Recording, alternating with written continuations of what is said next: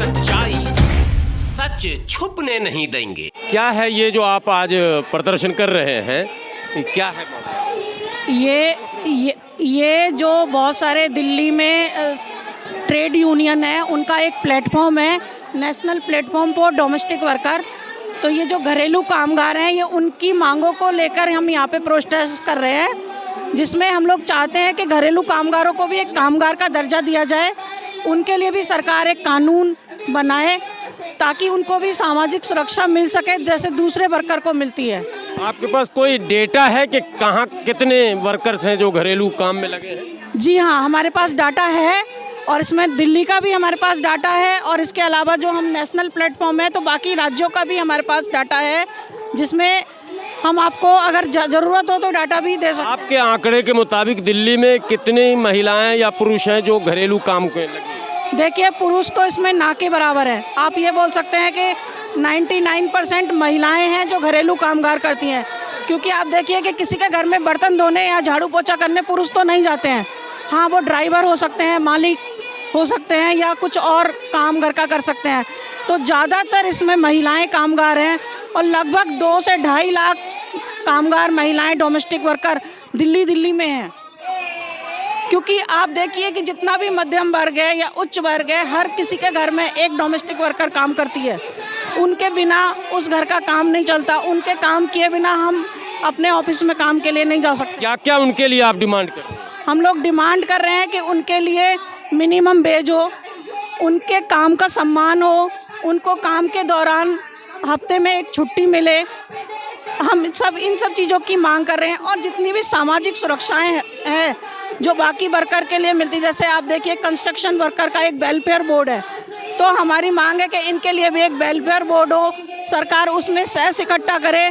जब ये बुजुर्ग हो जाती हैं, 60 साल की हो जाती हैं और काम नहीं कर पाती हैं, उस समय सरकार इनको पेंशन दे, इनके बच्चों की शिक्षा का प्रबंध करे, या इनके साथ काम के दौरान कोई दुर्घटना हो जाती है, उसकी जिम्मेदारी कौन लेगा? रिटेन में कोई बात सरकार से हुई है कभी? रिटेन में कुछ दिया है? बहुत बार हुई है सर, बहुत बार हुई है। सरकार ने बोला है कि हाँ हम करेंगे, शेड्यूल एम्प्लॉयमेंट में इनको डालेंगे, लेकिन अभी तक ऐसा हुआ नहीं है।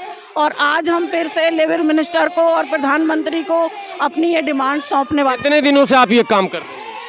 हम लोगों को ये काम करते करते 20 सालों के करीब हो चुके हैं।